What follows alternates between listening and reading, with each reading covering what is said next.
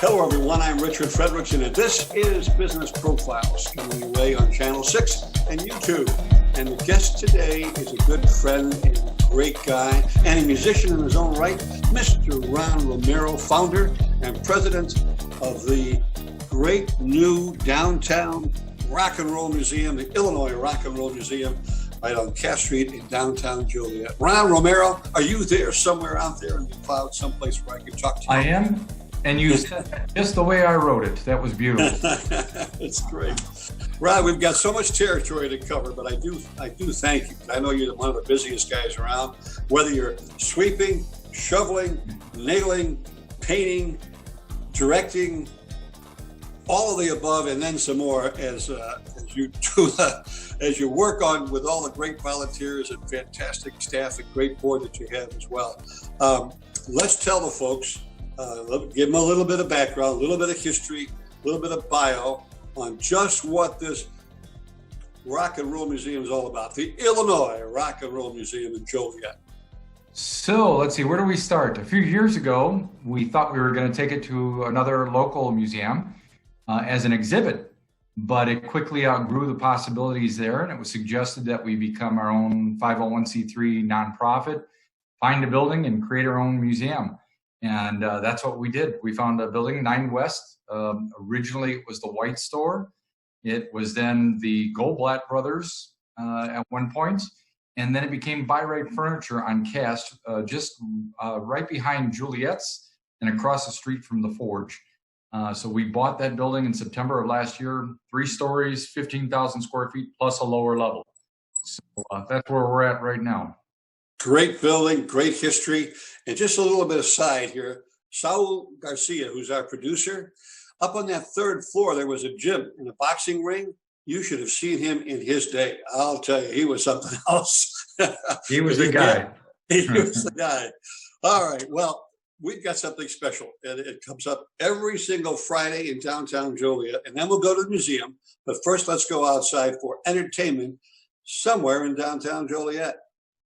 So what we decided to do is we put together a little program called Live at Lunch Fridays. It's going to be down at Van Buren Street, which is directly across the street from the Rialto and directly in front of Cafe Chevrolet.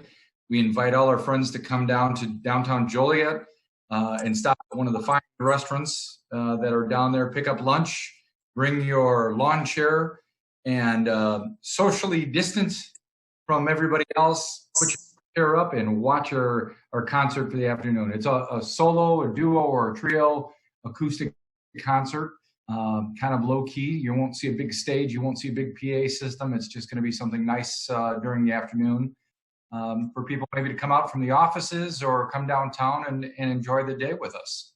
Yeah, you kicked it off July 3rd. I was there. It was a nice, warm, comfortable summer afternoon, and nice people came in from Chicago and some of the suburbs, and some of the downtown folks were there as well. And a fellow from Pontiac, I think, was entertaining. And I had a great lunch. I had a Cuban sandwich from Chevrolet. But around the corner, you've got Chicago Street Pub, the Blue Taco. And just on the other side of the parking lot, you got the Joliet Route 66 Diner. And then now Juliet's open now, too, so you can take advantage of that. I think 158 doesn't open up until later on in the day. But anyway, plenty of places to grab a sandwich, grab something to eat, and get down there. They've got benches, there's trees, there's shade, and a nice stage. So put it on the calendar every Friday from what time? It's from noon to 1:30, 90 minutes. Okay, good. And if you're late going back to work, we'll write you a note so you can take it back to your boss. Good. Don't forget Jitters Barbecue. Oh, sure. The girls at Jitters. Yeah. Chicken and Spice. There's so many great restaurants downtown. Yeah, you just saved my life. Thank you. Glad I could do that. The museum now at 8. Is it South Cass? 8? It's 9 West South. No, I'm sorry. 9 West Cass. Now you're getting me mixed up. 9 West. Let's cross the street from the Forge. You can't miss it. It's a great building. It's not yet open to the public, but we'll be there real soon.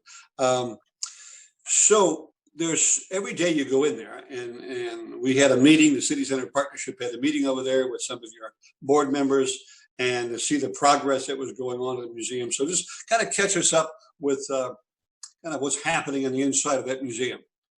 Sure. We are doing some of the things with volunteer help. We've got all sorts of labor, tradesmen coming down that are helping us. Union come down on their time off, donating. We've got a lot of retired people that come down and help us. We've been able to take care of the first floor, getting a few things done there.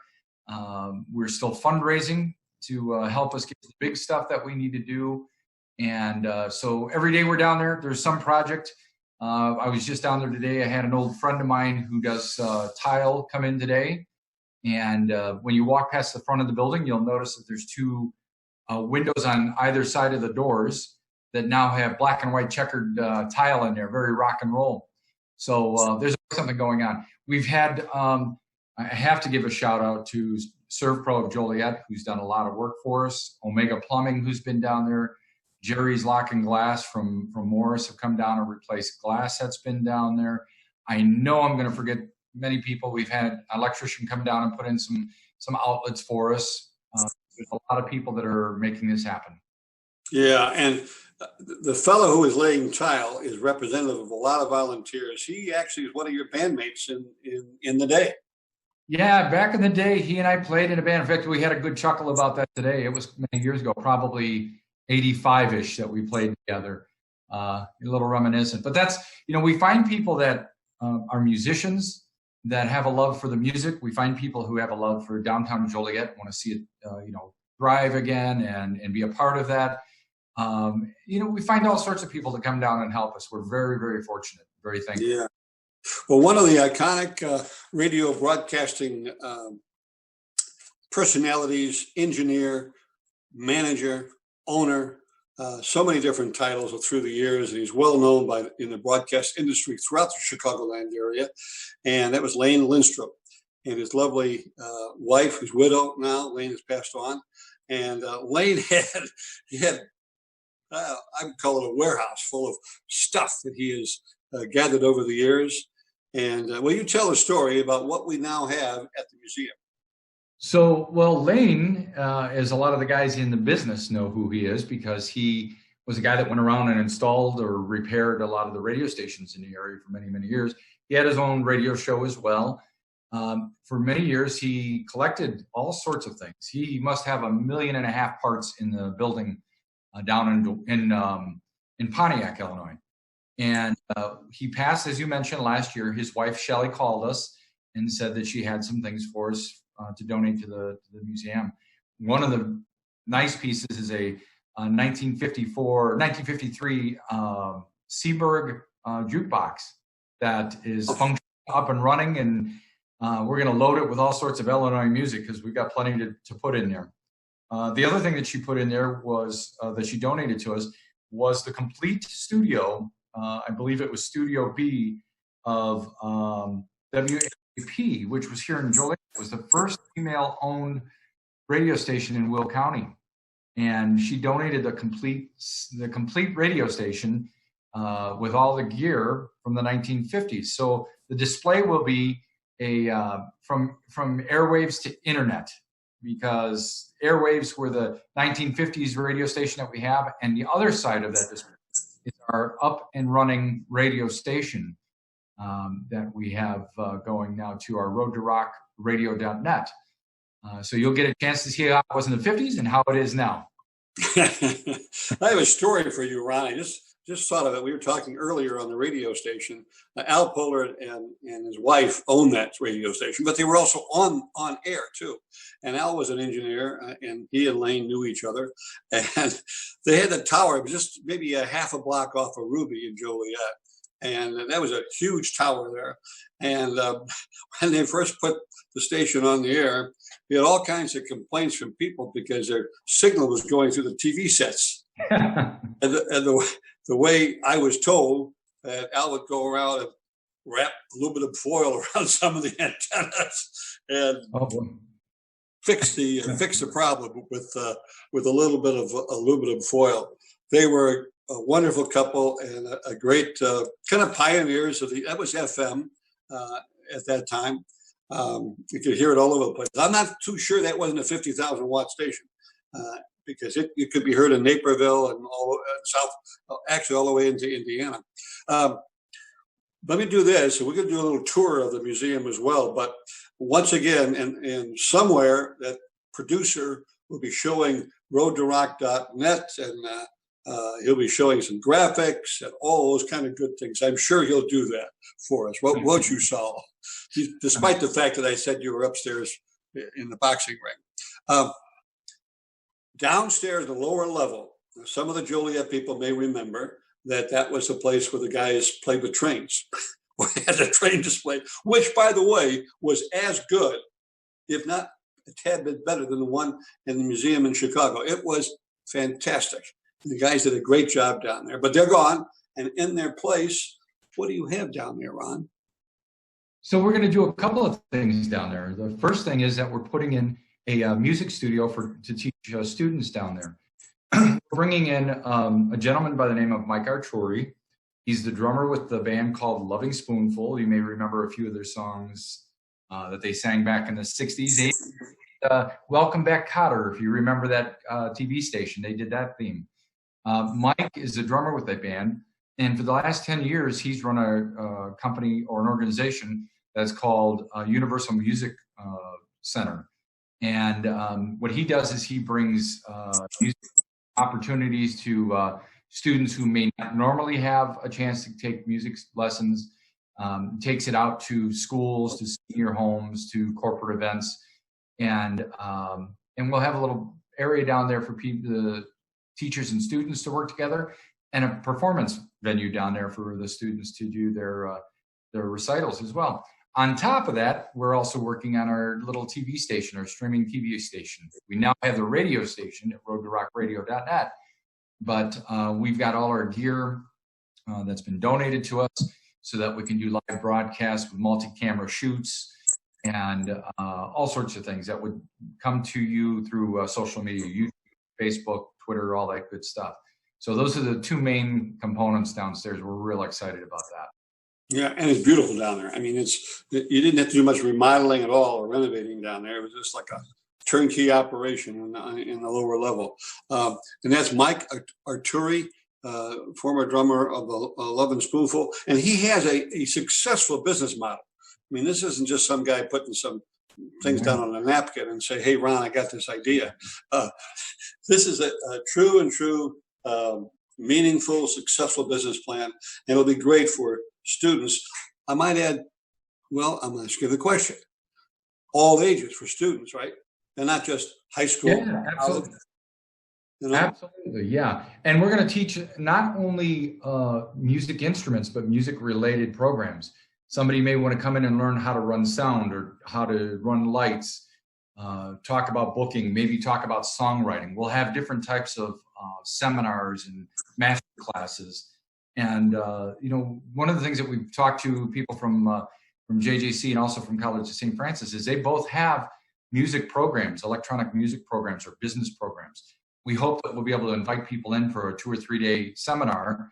And then if they want to continue their education, we'd certainly like to recommend them to one of the 2 great colleges here that have those programs for a certificate or for a degree as well. So yeah, Mike, he's currently the drummer with, they still tour. They're still out and about touring. And not only that, but his organization's been around for the last 10 years in Red Wing, Minnesota. They've been there for, as I mentioned, 10 years. He's put this all together. It's a working business plan. He called up and said he's got family in the area. He likes what we're doing down here, and he wants to basically come down and start our program for us and get us up and running with it. Assisting in that education background and 2 fun guys you also have on the board, and there are others who are on the museum board, but Rafe Sampson comes to mind, and Lou Hinkhouse. I know they worked on the studio, but I'll bet you we could bend their ear a little bit to come down and kind of share their successes in the industry. Oh, absolutely. Yeah. Rafe worked for WCFL and many other radio stations here locally. And Lou Hinkhouse is a 4-time Emmy Award-winning video producer. Just a quick story. Lou had done a video that was on PBS Chicago that was about rock and roll music in the 60s. I think the video was made maybe in the 90s, if I'm not mistaken, maybe a little bit later. And that was one of the things that triggered my mind about putting this museum together, is that video. And I've always looked for the producers of that. Later found out they were using pseudonyms for their credits, and ran into a mutual friend and introduced us to Lou Hinkhouse. And he does all our graphics, all our video, all that stuff. He does a wonderful job. Both the guys do, yeah. Speaking of friends of the museum and interviews, a young man by the name of Bob Surratt did an interview with an icon of the broadcast industry just before his passing. I think that was an award interview. It was. That was Bob Surratt did the very last known interview with Clark Webber, Mother Webber's #1 son, I believe. Yeah. And, so you may remember him back from the Beatle days, introducing the Beatles when they first came to Chicago. He's got great stories. Bob and Lou put together a really nice for that, and they did win a Telly Award. Telly is done by the same people, I believe. There's some connection through Emmys or something like that too. But Telly Award, which is wonderful. So they both won, that interview. Great job. And you can see that on our website or on our YouTube channel as well. And what is that website? And what is that YouTube channel? So, yeah, thank you for asking. The website is roadtorock.org, and you'll find on the top heading navigation, you'll see that there's online learning, and you'll see all sorts of interviews there. You'll see some educational pieces on music from Illinois, and you'll also see that particular interview. Okay. All right. Well, now, Ron Romero, you got to put your badge on, put your hat on, and maybe the whistle. I don't know if you use a whistle or not, but we need a tour of the museum. So we're going to open up the doors with the tile on both sides now, the black and white tile, and we're going to walk in those doors and pray tell, my good friend, what will we see? So first floor is going to be really interesting. When you walk in, to the left, you'll be able to see our Airwaves to internet radio station display. To the right, we're going to start off with what was called the Great Migration, nod to the Great Migration, which was the African-American community that was fleeing from southern states in the United States, fleeing from the Jim Crow laws. They came here to find jobs and opportunities. And with them, when they came this way, they brought acoustic blues music. And they took that to many places, but specifically Maxwell Street, which we're going to have a piece on there as well. Maxwell Street is where it was an open air market in Chicago. It was a multicultural, multi-background, everything you can think of down in that area. They were selling all sorts of wares down there. And the musicians found this to be a good place to play their music because they had a built-in audience. But what they had to do is they had to amplify that music. And when they did, that blues became a little grittier and a little more bite to it, and it became Chicago blues. The next part of that tour on that floor would taking that music from Maxwell Street into the record companies like Chess and Argo and VJ and different Alligator Records and things like that. So we have an area called the Record Row on first floor, and then of course our gift shop on the first floor. Moving up to the second floor will be mostly our exhibits. For everything else kind of falls into that group. Our third floor is our music hall and our Hall of Fame, where we've inducted people that we put up there for everybody to come down and see. There's a stage. There's an area where people can come in and see videos when the museum's open, or if somebody wants to come in and rent that space, they can rent it. They could do a meeting, a wedding, anything you can imagine, I suppose, there. Things you can imagine, I suppose. I don't know. It's exciting. Do you have any kind of possibility of when the museum will be open for the public? Yeah, we've gotten slowed down as everybody else has a little bit with the virus and the lockdown, but we're still working on it. We had hoped by the end of this year we'd get the first floor done. We've got a lot of work to do, and we've been slowed down. So that remains to be seen. We hope the end of this year, if not, it'll be the beginning of next year, we'll have the first floor open, and the following year we'll have the second and third floors open.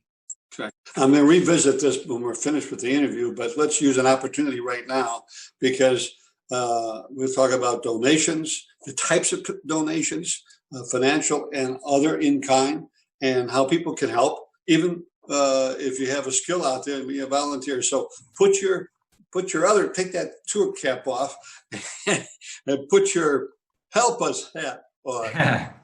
Sure. Well, there's a lot of ways that people can help. Obviously, financial help will help us.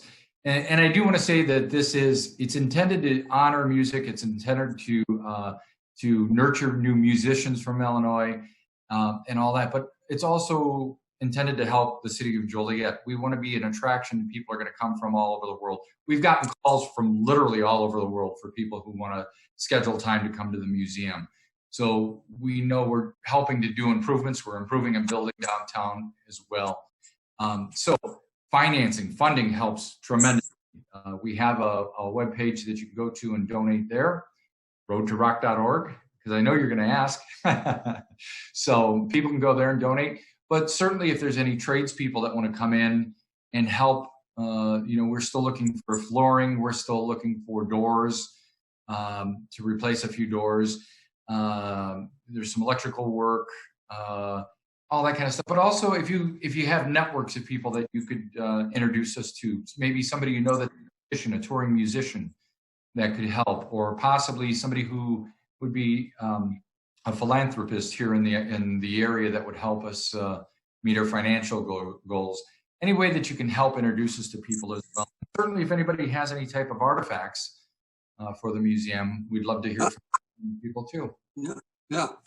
Well, going back to the fact that this is going to be great for music, great for teaching and sharing and educating, and tours are going to be phenomenal. But as you mentioned, it will be a center point for tourists coming into the Joliet area. Tourists, by and far, probably spend an hour or two in Joliet. And I think what we're going to try to do is have them spend the day. The Lodging Association has got a phenomenal new campaign out, and they're going to be really successful with that. But we've got the old prison, and as we speak right now, unless you're watching us at 2:00 in the morning, because some of this stuff is on early in the morning and afternoons and evenings and weekends. The tourism of the old prison is on, and you can go to the Joliet Historical Museum website and get all those tours in there. The Rialto Theater, of course, is the icon of downtown Joliet. An area that people do come to, and we don't promote it very much, is the Ironworks, which was in Joliet's day, it was a great steel town, the steelmen, and that's kind of where they got that from.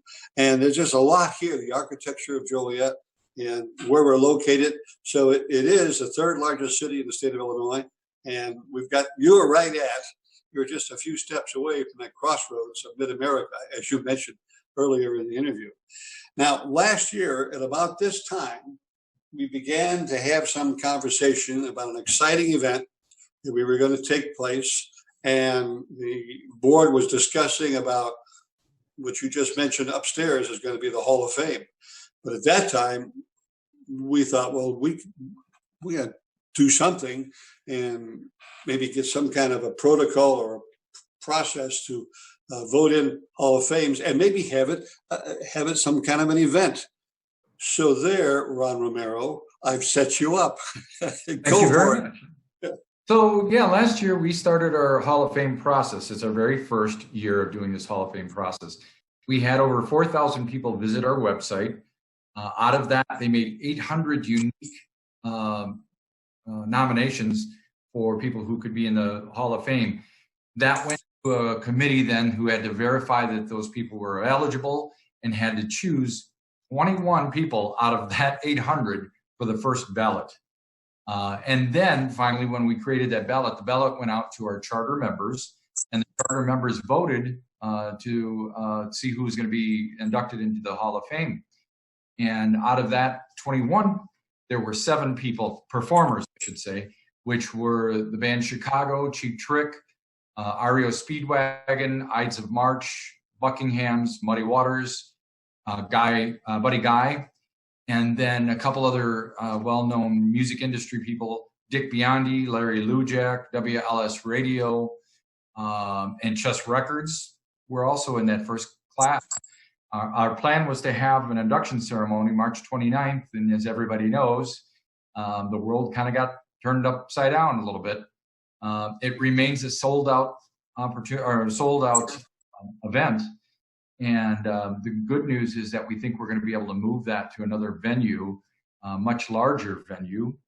And the other good thing, as I said earlier today, we've kind of make lemonade out of lemons, is that some of the bands that couldn't perform because they were on tour, of course, their tour schedules got canceled and rescheduled because of the virus around. But now we're working with them to find a date that we can actually have the other bands. A couple of them called us up and insisted, please work with us on a date so we can be there. So it looks like we're going to have more performers there as well. Yeah, so that Hall of Fame event will feature entertainment, and it's kind of like Hollywood. Driving down Chicago Street, be like driving down Rodeo Drive with the Klieg lights and all. We'll be all set for that event coming up in 2021 in downtown Joliet. So let's see here. What have I forgot? I know what I forgot and what you forgot, but I'm going to save you just like you saved me earlier on those sponsors. Thank you.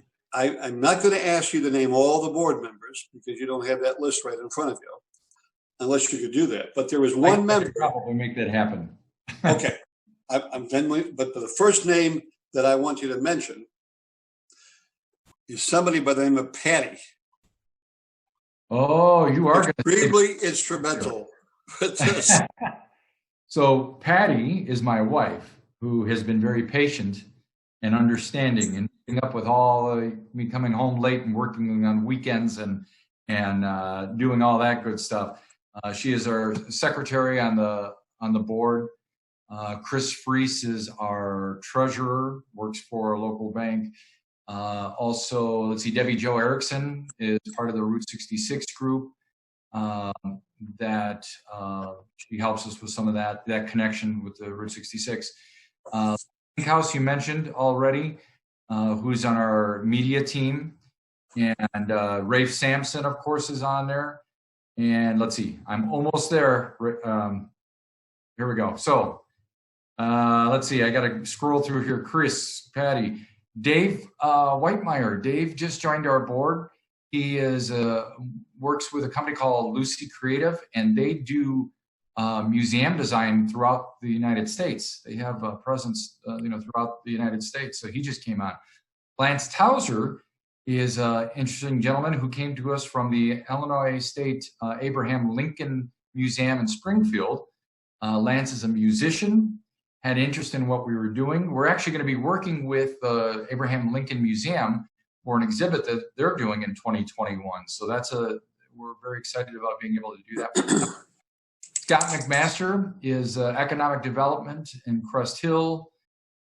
Tim Costa is a musician, also works at the Rialto as a stagehand.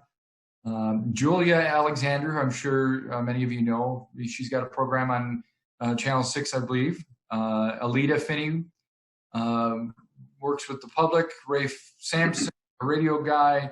Some guy by the name of Rich Fredrickson. I don't know, it just popped up. Real nice guy, I hear.